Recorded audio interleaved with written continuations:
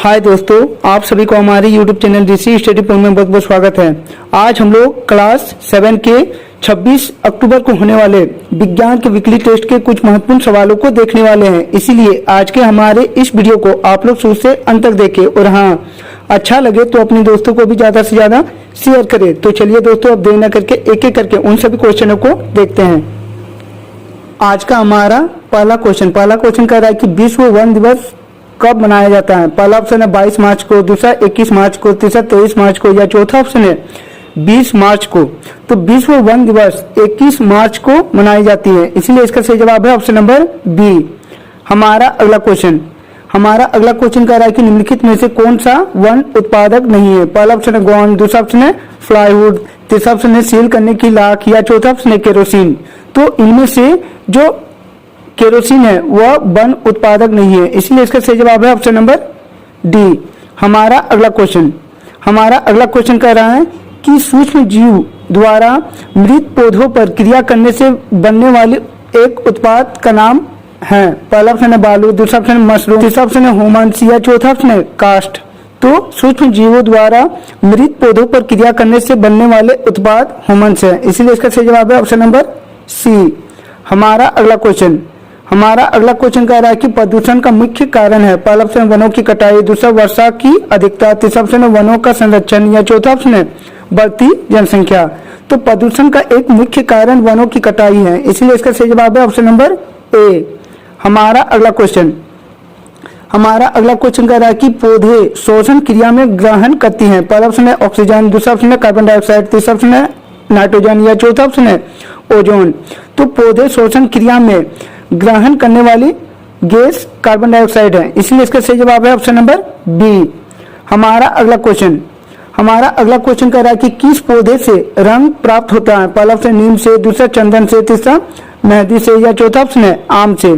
तो इनमें से जो मेहंदी का पौधा होता है उससे हम लोगों को रंग प्राप्त होता है, इसीलिए इसका सही जवाब है ऑप्शन नंबर सी। हमारा अगला क्वेश्चन कह रहा है कि अपघटक पौधों तथा जंतुओं के अवशेषों को परिणित करते हैं। पहला ऑप्शन है मिट्टी में, दूसरा लकड़ी में, तीसरा बालू में या चौथा ऑप्शन है ह्यूमस में। तो अपघटक पौधों तथा जंतुओं के अवशेषों को परिणामित ह्यूमस में करती है, इसीलिए इसका सही जवाब है ऑप्शन नंबर डी। हमारा अगला क्वेश्चन कह रहा है कि औषधीय महत्वपूर्ण वाला पौधा है। पहला ऑप्शन है तुलसी, दूसरा शीशम, तीसरा वास या चौथा ऑप्शन इनमें से कोई नहीं। तो औषधीय वाला पौधा तुलसी है, इसीलिए इसका सही जवाब है ऑप्शन नंबर ए। हमारा अगला क्वेश्चन कह रहा है कि पृथ्वी से जीवों के लुप्त होने का एक कारण है। पहला ऑप्शन है पानी की कमी, दूसरा ऑक्सीजन की कमी, तीसरा वनों की कटाई या चौथा ऑप्शन है भोजन की कमी। तो पृथ्वी से जीवों के लुप्त होने का एक प्रमुख कारण वनों की कटाई है, इसीलिए इसका सही जवाब है ऑप्शन नंबर सी। हमारा अगला क्वेश्चन कह रहा है कि झारखंड राज्य में वन पाया जाता है। पहला ऑप्शन है आरक्षित वन, दूसरा संरक्षित वन, तीसरा वर्गीकृत वन या चौथा ऑप्शन है इनमें से सभी। तो झारखंड राज्य में आरक्षित, संरक्षित, वर्गीकृत या तीनों वन पाई जाती है, इसीलिए इसका सही जवाब है ऑप्शन नंबर डी। हमारा अगला क्वेश्चन कह रहा है कि भारत में कितने प्रकार के वन पाए जाते हैं। पहला ऑप्शन 4 प्रकार के, दूसरा 3 प्रकार के, तीसरा 5 प्रकार के या चौथा ऑप्शन है 6 प्रकार के। तो भारत में कुल 3 प्रकार के वन पाए जाते हैं, इसीलिए इसका सही जवाब है ऑप्शन नंबर बी। हमारा अगला क्वेश्चन कह रहा है कि झारखंड में किस प्रकार के वन पाए जाते हैं। पहला ऑप्शन है उष्णकटिबंधीय वन, दूसरा ऑप्शन है शीतोष्ण वन, तीसरा अल्पपाइन वन या चौथा ऑप्शन है सदाबहार वन। तो झारखंड में उष्णकटिबंधीय वन पाई जाती है, इसीलिए इसका सही जवाब है ऑप्शन नंबर ए। हमारा अगला क्वेश्चन कह रहा है कि झारखंड के किस जिले में लाह पर शोध किया जाता है। पहला ऑप्शन है हजारीबाग में, दूसरा बोकारो में, तीसरा गिरिडीह में या चौथा ऑप्शन है रांची में। तो झारखंड के रांची जिले में लाह पर शोध किया जाता है, इसलिए इसका सही जवाब है ऑप्शन नंबर डी। हमारा अगला क्वेश्चन कह रहा है कि झारखंड राज्य का कुल क्षेत्रफल कितना है। पहला ऑप्शन है 23,604 वर्ग किलोमीटर, दूसरा ऑप्शन है 23,605 वर्ग किलोमीटर, तीसरा ऑप्शन है 23,607 वर्ग किलोमीटर या चौथा ऑप्शन है 23,608 वर्ग किलोमीटर। तो झारखंड राज्य का कुल क्षेत्रफल 23,605 वर्ग किलोमीटर है, इसीलिए इसका सही जवाब है ऑप्शन नंबर बी। हमारा अगला हमारा अगला क्वेश्चन कह रहा है कि झारखंड में कितना प्रतिशत भाग वन है। पहला ऑप्शन है 29%, दूसरा 29.61%, तीसरा ऑप्शन है 28.61% या चौथा ऑप्शन है 30%। तो झारखंड में कुल 29.61% वन का भाग है, इसलिए इसका सही जवाब है ऑप्शन नंबर बी। हमारा अगला क्वेश्चन कह रहा है कि वन संरक्षण हेतु कर्नाटक में कौन सा आंदोलन चलाया गया। पहला ऑप्शन है एपिको आंदोलन, दूसरा ऑप्शन है चिपको आंदोलन, तीसरा ऑप्शन है बरपतन आंदोलन या चौथा ऑप्शन इनमें से कोई नहीं। तो वन संरक्षण हेतु कर्नाटक में एपिको आंदोलन चलाई गई थी, इसीलिए इसका सही जवाब है ऑप्शन नंबर ए।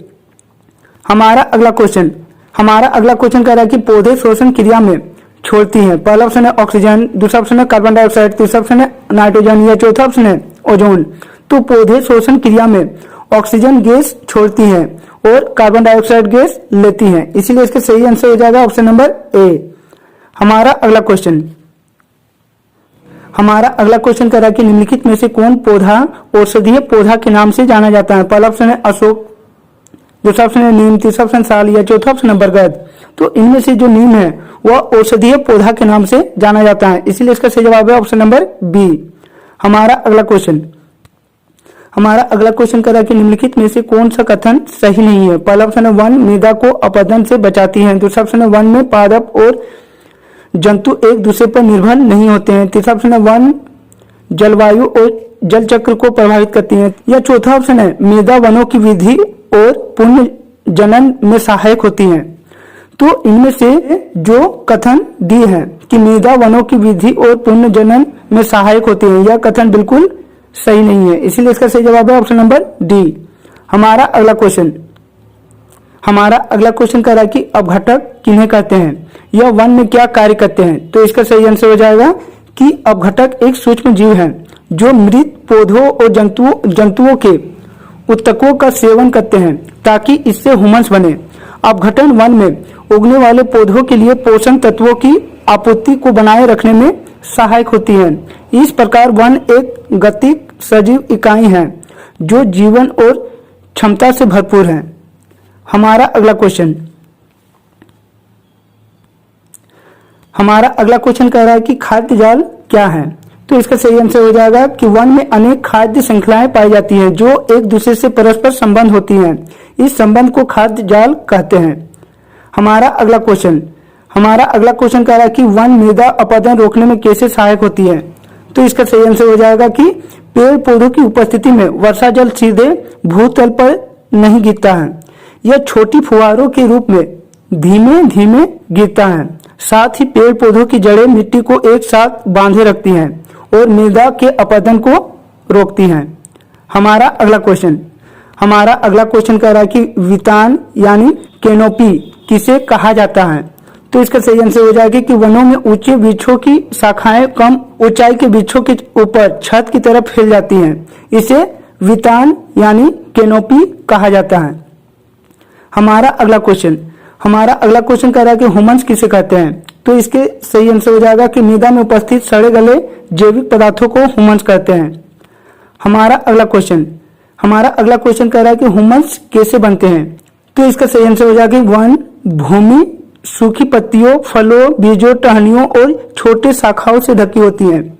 नन्हे जीव जैसे गिलहरी, कीट, मकड़ियां, चींटी, केचुआ, मिलीपीड, भृंग और अनेक सूक्ष्म जीव जो मिट्टी के भीतर रहते हैं मृत पौधों और जंतुओं को खाते हैं और उन्हें एक गहरे रंग के पदार्थ में परिवर्तन कर देते हैं।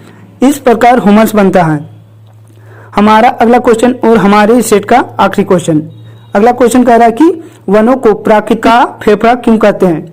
तो इसका सही आंसर हो जाएगा कि पेड़ पौधे वायुमंडल में ऑक्सीजन और कार्बन डाइऑक्साइड की मात्रा को संतुलित करती हैं। प्रकाश संश्लेषण की प्रक्रिया में वायुमंडल से कार्बन डाइऑक्साइड गैस अवशोषित करते हैं और ऑक्सीजन निमुक्त करते हैं। इस प्रकार पेड़ पौधे जंतुओं को शोषण के लिए ऑक्सीजन उपलब्ध कराने में सहायक होती हैं, इसीलिए वनों को प्राकृतिक का फेफड़ा कहा जाता है। तो दोस्तों यह था हम लोगों का आप लोगों के होने वाले 26 अक्टूबर के वीकली टेस्ट के कुछ महत्वपूर्ण क्वेश्चन। इसी तरह के अच्छे वीडियो को सबसे पहले देखना चाहते हैं तो हमारे इस चैनल से जुड़ जाएं। हमारे इस चैनल को सब्सक्राइब कर लो और बेल आइकन को दबा लो ताकि हमारे इस चैनल में जब भी कोई नया वीडियो अपलोड हो आप तक नोटिफिकेशन सबसे पहले पहुंचे।